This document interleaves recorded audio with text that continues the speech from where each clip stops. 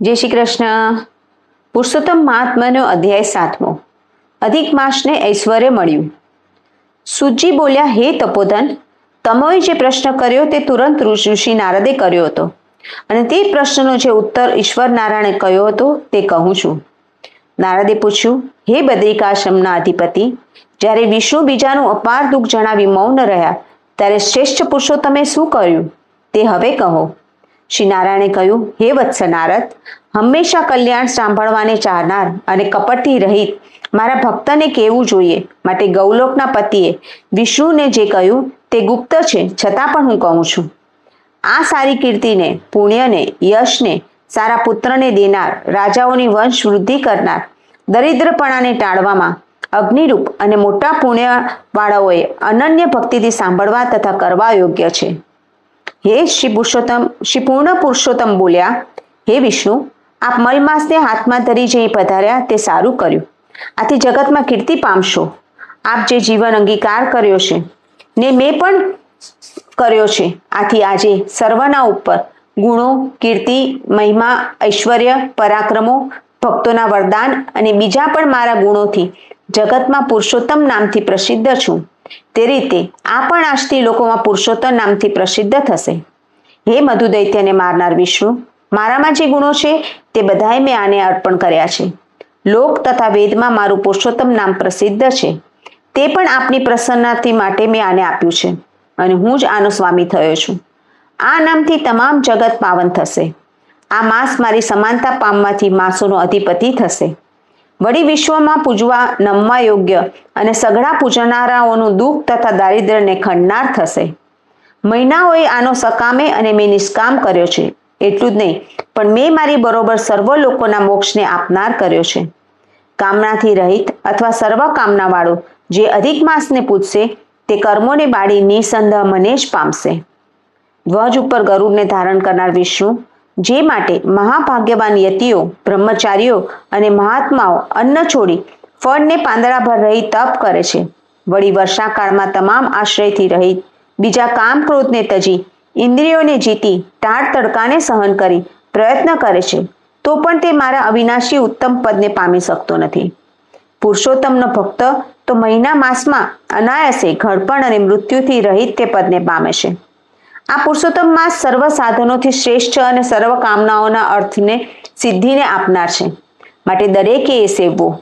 જે રીતે હળવી ખેડેલી જમીનમાં વાવેલા બી કરોડો ગણા વધે છે, તે રીતે મારા પુરુષોત્તમ માસમાં કરેલું પુણ્ય ઘણું વધે છે.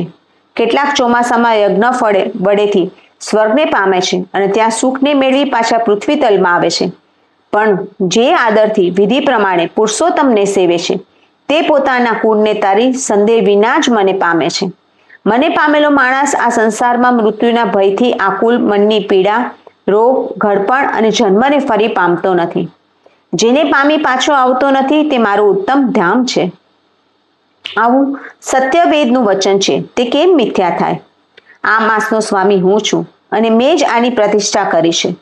પુરુષોત્તમ એવું મારું નામ છે, તે પણ મેં આને બખ્શ્યું છે. માટે આના ભક્તોની મને રાત દિવસ ચિંતા છે, અને મારે તેના ભક્તોની સર્વ મનોકામના પૂર્ણ કરવી છે. ક્યારેક મારા ભક્તોનો અપરાધ ગણાય છે, પણ પુરુષોત્તમના ભક્તોનો અપરાધ ક્યારેય પણ ગણાતો નથી. હે વિષ્ણુ, મારી આરાધના કરનાર મારા ભક્તની કામના દેવામાં હું ઢીલ કરું છું, પણ મારા માસમાં ભક્તોની કામનાને દેવામાં ક્યારેય પણ હું વાર લગાડતો નથી. કેમ કે જે મારા માસના ભક્તો છે તે મને અત્યંત વહાલા છે. આ મહિનામાં જે અતિમૂર્ખ જનો જપ, દાન, સત્કર્મ અને સ્નાનથી રહિત રહ્યા છે અને દેવ, તીર્થ તથા બ્રાહ્મણોના દોષ કરનાર છે, તેઓ દુર્ભાગ્ય છે અને દુષ્ટ છે. જે બીજાના ભાગ્ય ઉપર જીવનારા થાય છે, તેઓને કોઈ વખત સપનોમાં પણ સસલાના શિંગડાની પેટે સુખ નથી. જે મૂર્ખજનો મારા વાલા મલમાસનો તિરસ્કાર કરશે અને જેઓ ધર્મ આચરશે નહીં, તેઓ હંમેશા દુઃખી થશે. જેઓ ત્રીજે વર્ષે પુરુષોત્તમ માસને પામી ધર્મ કરશે નહીં, તેઓ કુંભીપાક નર્કમાં પડશે.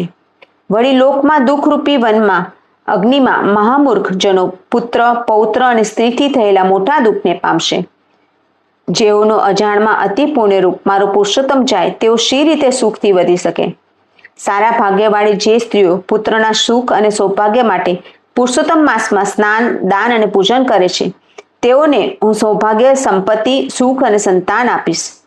જે સ્ત્રીઓનો મારા નામવાળો પુરુષોત્તમ માસ નકામો જશે તેઓને હું અનુકૂળ નહીં રહું.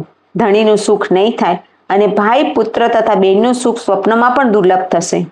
માટે સઘળાઓએ સંપૂર્ણ મનથી સ્નાન, પૂજા અને જપ વગેરે વિશેષ કરીને અને દાન યથાશક્તિ કરવું. જે આ પુરુષોત્તમ મહિનાની ભક્તિથી મારી પૂજા કરશે તે ધન તથા પુત્રના સુખને ભોગવ્યા પછી ગૌલોકમાં વાસ કરનાર થશે. સઘળા મહિનાઓમાં આને ઉત્તમ ગણ્યો છે. માટે મારી આજ્ઞાથી સર્વજનો મારા માસને પૂજશે. આ કારણથી હે લક્ષ્મીના પતિ, આપ અધિક માસની ફિકર છોડી આ પુરુષોત્તમને લઈ જેની તુલના નથી તેવા વૈકુંઠમાં પધારો. શ્રી નારાયણ બોલ્યા, એવું રસિક શ્રી કૃષ્ણનું વચન સાંભળી વિષ્ણુ ખૂબ જ આનંદથી આ માસને લઈ નવા મેઘના સરખી કાંતિવાળા દેવને પ્રણામ કરી જડ ગરુ ઉપર બેસી પોતાના સ્થાનકે પધાર્યા. આ પ્રમાણે બૃહદ નારાયણ પુરાણમાં પુરુષોત્તમ મહાત્મામાં નારાયણને નારદના સંવાદમાં અધિક માસને ઐશ્વર્ય મળ્યું આ નામનો 7મો અધ્યાય પૂરો થયો. પુરુષોત્તમ ભગવાન કી જય.